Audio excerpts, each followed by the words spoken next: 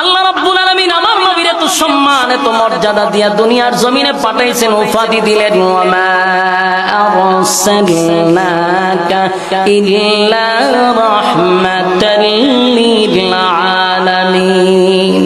আমার নবীর রহমত স্বরূপ দুনিয়াতে পাঠাইছেন। গাছের জন্য নবী রহমত, সাগরের জন্য নবী রহমত, জমিনের জন্য নবী রহমত।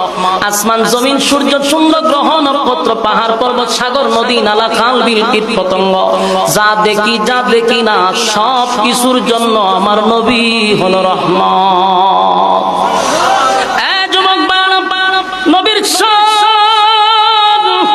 নবীর সম্মান আর মর্যাদা কত জানো? শুধু দুনিয়াতে ইজ্জত আর সম্মান আল্লাহ দেয় নাই, আমার নবীর ইজ্জত দুনিয়া এবং পরকাল, দুনিয়া আখিরাতের বাদশা যারে আল্লাহ বানাইছে, দু জাহানের বাদশা আমার নবীর আল্লাহ বানাইছে।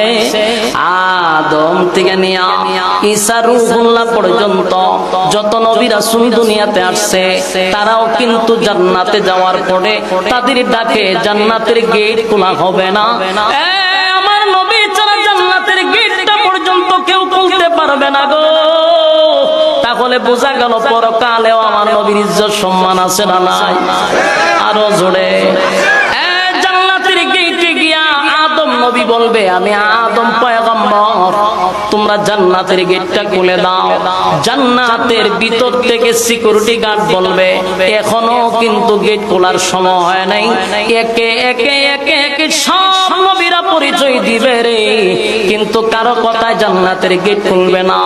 আমার নবী মুহাম্মদুর রাসূলুল্লাহ সাল্লাল্লাহু আলাইহি ওয়াসাল্লাম গেটের কিনারায় গিয়া যখন বলবে, আমি দু জাহানের বাদশা নবী মুহাম্মদুর রাসূলুল্লাহ সাল্লাল্লাহু আলাইহি ওয়াসাল্লাম, জান্নাত থেকে আওয়াজ আসবে, পয়গম্বর আপনার অপেক্ষায় ছিলাম, আপনি কখন বলবেন আর গেট খুলে দিব। এই জন্যই তো আমরা দাঁড়ায় আছি।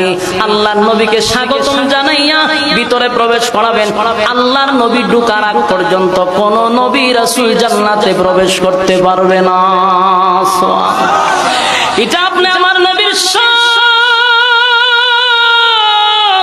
এটা আমার আপনার নবীর শান গো।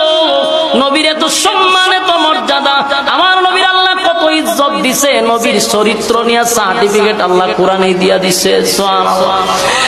সমস্ত নবী রাসূলগণের চরিত্র ভালো ছিল, এতে কোনো সন্দেহ নাই, কিন্তু আল্লাহ আমার নবীর ক্ষেত্রে একেবারে সার্টিফিকেট দিয়া দিছে, তিল পরিমাণ স্পট নবীর ইজ্জতে নাই। আল্লাহ বলেন, ওয়া ইন্না